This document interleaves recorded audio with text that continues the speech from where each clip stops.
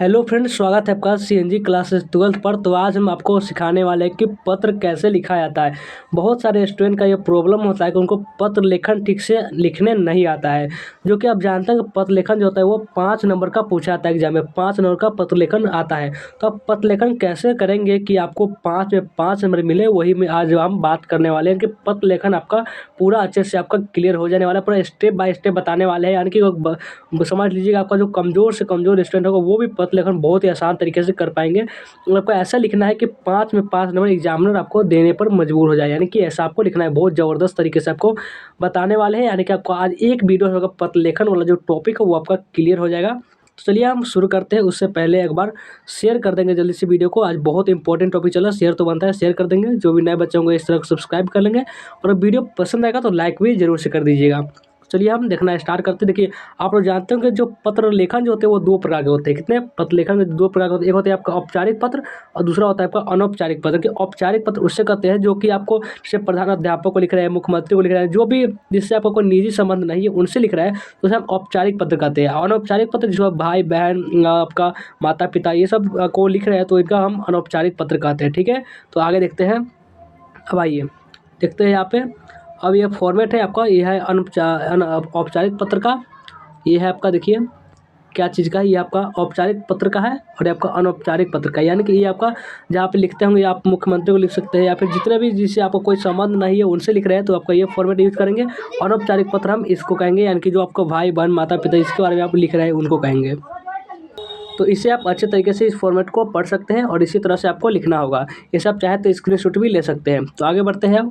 अब आते हैं, देखिए कि औपचारिक पत्र के बारे में चलिए समझते हैं। सबसे पहले औपचारिक पत्र के बारे में, तो हम औपचारिक पत्र हम उसे कहते हैं जिनके साथ हम पारिवारिक संबंध या निजी संबंध नहीं होता है। इसके अंदर हम किसी भी प्रकार की बातचीत या आत्मीयता का समावेश नहीं करते। यानी कि ऐसा आप प्रधान अध्यापक को लिख रहे हैं, जो कि स्कूल के जो प्राचार्य उनसे लिख रहे हैं, तो ऐसा नहीं कि उनसे पूछें कैसे है, ये सब नहीं पूछा जाता है। उनसे आपको टू द पॉइंट बात किया जाता है। जिस काम के लिए आप लिख रहे हैं वो आपको ज़्यादातर बात करने होते हैं। जैसे आपको प्रार्थना पत्र, सबसे बहुत सारे पत्र जो होते हैं बहुत सारे स्टेप में हम बांटे हुए हैं। एक है आपका प्रार्थना पत्र। प्रार्थना पत्र क्या होता है, जैसे विद्यालय में किसी भी प्रकार की समस्या से संबंधित प्रार्थना पत्र उसे लिखा जाता है। किसी भी समस्या है उसे हम प्रार्थना पत्र कह, जैसे आपको हो सकता है विद्यालय के प्रधानाचार्य को लिख सकते हैं, विद्यालय के मुख्य अध्यापक को लिख सकते हैं, विद्यालय के मुख्य अध्यापिका को अवकाश के लिए लिख सकते हैं, मुख्य शुल्क मुक्ति के लिए आप लिख सकते हैं, आर्थिक सहायता के लिए लिख सकते हैं पत्र, छात्रवृत्ति के लिए भी आप पत्र लिख सकते हैं। ठीक है, तो अब आते हैं अगला स्टेप की तरफ। दूसरा जो स्टेप है कि आवेदक पत्र, ये सब है आपका औपचारिक पत्र को कैसे लिखा जाता है। यानी कि जो आप किसी स्कूल के मास्टर को लिख रहे हैं तो ये सब चीज़ें आपको बता रहे हैं। आवेदन पत्र क्या होता है, किसी भी कंपनी या संस्था में नौकरी के लिए आवेदन पत्र लिखा जाता है। यानी कि किसी के यहाँ आपको नौकरी चाहिए तो आप इस पत्र भी लिखते हैं, तो ये आपको आवेदक पत्र होता है। और बधाई पत्र क्या होता है, बधाई पत्र तो जब भी हम किसी भी अधिकारी को उसकी सफलता की उपलब्धि पर पत्र लिखते हैं तो उसे हम बधाई पत्र कहते हैं। ये भी आप समझ गए। अब शुभकामना पत्र क्या होता है, शुभकामना पत्र तो किसी भी अधिकारी को जब हम किसी यात्रा या पदोन्नति के प्राप्ति पर पत्र लिखते हैं तो उसे हम शुभकामना पत्र कहते हैं। यानी कि इसको बधाई देने के लिए हम पत्र लिख रहे हैं तो उसे हम शुभकामना पत्र कहेंगे। कि पत्र के प्रकार है व्यावसायिक पत्र, जब हम किसी व्यापारिक फैशन शो को पत्र लिखते हैं तो उसे हम व्यावसायिक पत्र कहते हैं। अब आगे देखिए, शिकायती पत्र, जिसको हम किसी को शिकायत करना चाहते हैं तो उसे हम शिकायती पत्र कहते हैं। जैसे जब हम किसी भी समस्या हो या कठिनाई के आधारित पत्र लिखता है तो उसे हम शिकायती पत्र लेखन कहते हैं। तो ये भी आप समझ गए कितने पत्र के प्रकार है, ये सब आपको बता रहे हैं ताकि नॉलेज के लिए बता रहे हैं। और आपको फॉर्मेट आपको बता चुका है इस प्रकार से, ये आपका फॉर्मेट देखिए। और इसी प्रकार से आपको प्रेशर का पता, आपको किसके लिखना है तो उसको पता लिख सकते हैं, दिनांक लिखना है यहाँ पे, दूसरे स्टेप में, तीसरे स्टेप में संबोधन, चौथे स्टेप में अभिवादन, पहला अनुच्छेद, दूसरा अनुच्छेद, इस प्रकार से फॉर्मेट है, इसे आप लिख सकते हैं। इसको आप स्क्रीनशॉट अच्छे तरीके से इसको समझ सकते हैं। आगे बढ़ते हैं। आप देखिए, अब है आपका, आते हैं कहाँ अगले, अब अगले स्टेप पर है धन्यवाद पत्र। किसी को आप धन्यवाद, किसी को आप करें, कोई आपके लिए कुछ किया है उसके धन्यवाद पत्र कैसे लिखा जाता है, तो जब हम किसी भी कार्यक्रम या विशेष उत्सव के लिए धन्यवाद देने के लिए पत्र लिखते हैं तो उसे हम धन्यवाद पत्र कहते हैं। देखिए, अब उतना पत्र प्रचलित नहीं, लेकिन पहले पत्र के बहुत वैल्यू था। लेकिन पत्र आपके एग्जाम में पूछा जाता है, क्योंकि पुराने को जानते हैं कि बिहार बोर्ड है वो पत्र लिखना कि अब हमेशा जारी रहता है बहुत दिन से, और आगे भी चलता रहेगा। पत्र लेखन इंग्लिश और हिंदी दोनों में आते हैं।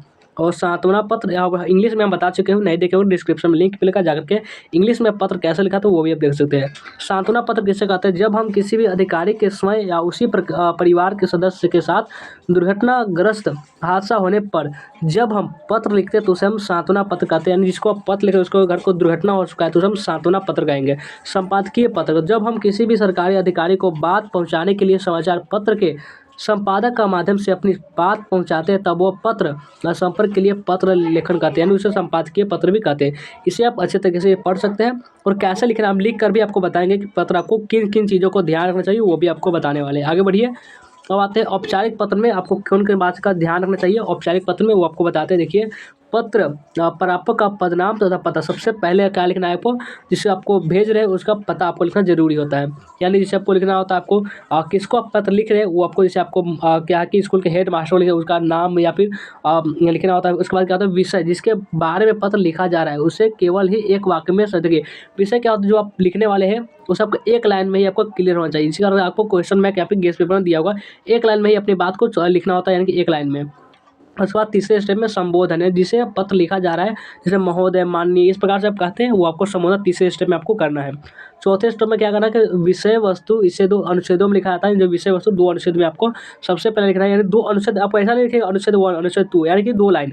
यहाँ पे समझ 2 बात लिख दिए, थोड़ा सा हट के यहाँ पे 2 बात लिख दिए, ये आपका होता है अनुच्छेद 1 और 2, समझ गए। तो आगे देखिए, हस्ताक्षर व नाम बहुदिया के नीचे अपने हस्ताक्षर करें तथा उसके नीचे अपना नाम लिखे। देखिए हस्ताक्षर के भी बहुत ज़्यादा हस्ताक्षर नहीं करें, 1 नंबर काट लेगा, हस्ताक्षर भी करना बहुत ज़रूरी है। आज देखिए, प्रेषक का पता, शहर का मोहल्ला, इलाका, शहर, पिन कोड, ये सब लिखा जाता है। यानी कि जो आप जिसको आप भेज रहे हैं उनका जो किस कहाँ पहुँचेगा वो भी आपको लिखना जरूरी है, किस गली में कौन सा पिन कोड है, वो किस शहर भेज रहे हैं, ये सब इंपॉर्टेंट होता है, तो ध्यान रखेंगे। दिनांक, और दिनांक भी आपको सिंपल तरीके से इस प्रकार से लिखना होता है। कोई देखते हैं स्टूडेंट के इस प्रकार से ऐसे लिख दिया स्टाइल में, आपको सिंपल तरीके से डेट भी आपको लिखना है। आगे बढ़िए। अब देखते हैं कि देखिए इस प्रकार से हम पत्र लिखे हुए हैं, इसे आप देख सकते हैं। पत्र 10वीं कक्षा में विज्ञान लेने के लिए आवेदक पत्र लिखा हुआ है। देखिए सबसे पहले सेवा में प्रधानाचार्य लिखना है और इस प्रकार से आपसे पढ़कर क्या सकते हैं, इसे आप पढ़ सकते हैं ध्यान से और इस प्रकार से आपको पत्र को लिखना है।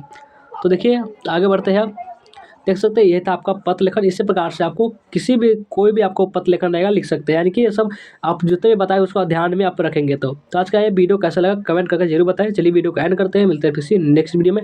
पसंद आया तो एक लाइक जरूर कर देंगे, शेयर भी कर देंगे। जो भी नए बच्चे होंगे इस चैनल को सब्सक्राइब भी जरूर से कर लेंगे।